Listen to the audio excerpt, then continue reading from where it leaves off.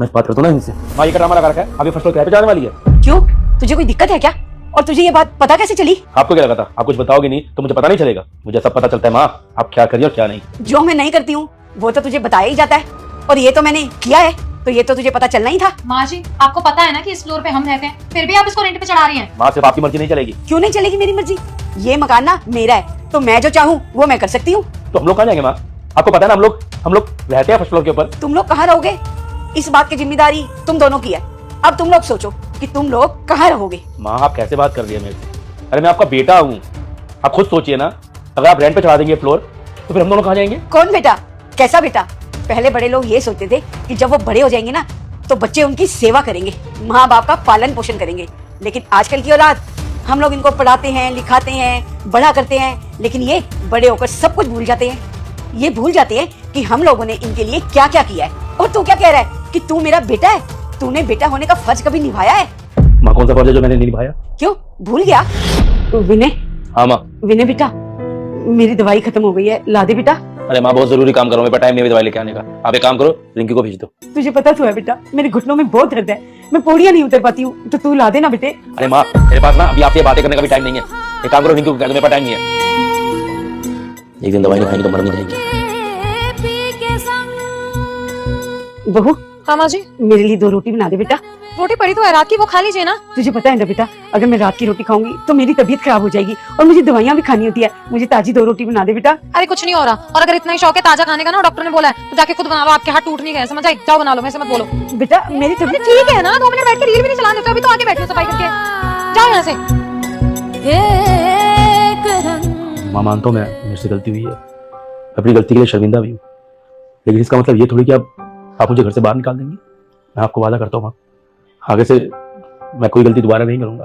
आप प्लीज मुझे इस गलती के लिए माफ कर दीजिए। माँ का दिल तो बहुत बड़ा होता है, अपने बेटे की गलती को माफ कर दो। आप खुद ही सोचे ना माँ, अगर आप मुझे इस घर से निकाल देंगे तो मैं फिर कहाँ रहूंगा? मेरे पास तो और कोई घर भी नहीं है, और मैं अगर ले लूंगा तो क्या फायदा? उस घर में अगर मेरी माँ ही नहीं होगी। हाँ माँ जी, ये बिल्कुल सही कह रहे हैं। आप खुद सोचिए ना, हम आपके बच्चे हैं, अगर आप ही हमसे ऐसे गुस्सा हो जाएंगे तो हमें सुधारेगा कौन? और आपके बिना हमारी जिंदगी है ही क्या? थोड़ा तो समझने की कोशिश करिए, हम कहाँ जाएंगे, कैसे मैनेज करेंगे? क्या समझू मैं? तुम लोगों ने जो कुछ भी मेरे साथ किया है ना, भगवान ना करे कि कोई भी बच्चे अपने माँ बाप के साथ ऐसा करे। और बहू, तू ना अब अपने आंसू मत गिरा, तेरे इन आंसुओं से ना मैं पिघलने वाली नहीं हूँ। देख मेरी एक बात ना ध्यान से सुन ले, 1 हफ्ते के बाद ना किराएदार आ रहे हैं, तो 1 हफ्ते में ना ये फ्लोर खाली हो जाना चाहिए। मेरे तो ये समझ में नहीं आता कि तेरा लहजा इतना डाउन कैसे हो गया। जब तू और तेरी बीवी मेरे साथ बदतमीजी करते थे तब तो तूने कभी नहीं कुछ बोला। अब जब तुम्हारे पास रहने के लिए कोई ठिकाना नहीं बचा तो तुम दोनों मुझसे इतने प्यार से बात कर रहे हो। मैं तुम्हें अपनी माँ दिखाई दे रही हूँ, और तू, तेरी बीवी तेरे सामने इतना कुछ बोलती है, तूने कभी पलट के जवाब दिया? आज सुबह की बात ले ले, जब मैंने तेरी बीवी को कहा कि मुझे 2 रोटी बनाकर दे दे, मेरी तबीयत ठीक नहीं है, तो जानता है इसने क्या कहा कि बुढ़िया अपने आप बना ले, तेरे हाथ टूट गए हैं क्या, मैं नहीं बना के दूंगी। आखिर मजबूरी में आकर मुझे खुद अपने लिए 2 रोटी बनानी पड़ी।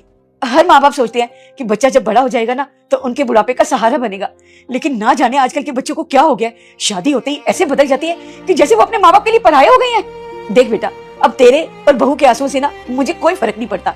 वक्त ने मुझे सिखा दिया है, अब मैं भी कठोर हो चुकी हूँ। ये मेरा आखिरी फैसला है। बेटर यही होगा कि तुम दोनों अपने लिए कोई कमरा देख लो। एक बात बता बेटा, तूने कभी सोचा है जब भी मैं तुझसे पैसे मांगती थी तूने हमेशा मुझे मना कर दिया, यहाँ तक कि दवाई के लिए भी। और जब बहू पैसे मांगती थी तो तूने उसे हमेशा दिए, शॉपिंग के लिए, घूमने के लिए। तुझे पता है मेरे को ये सब देखकर कितना बुरा लगता था। माँ क्यों नहीं समझ रही है? अब तो सीधा लगा के बैठ गई है।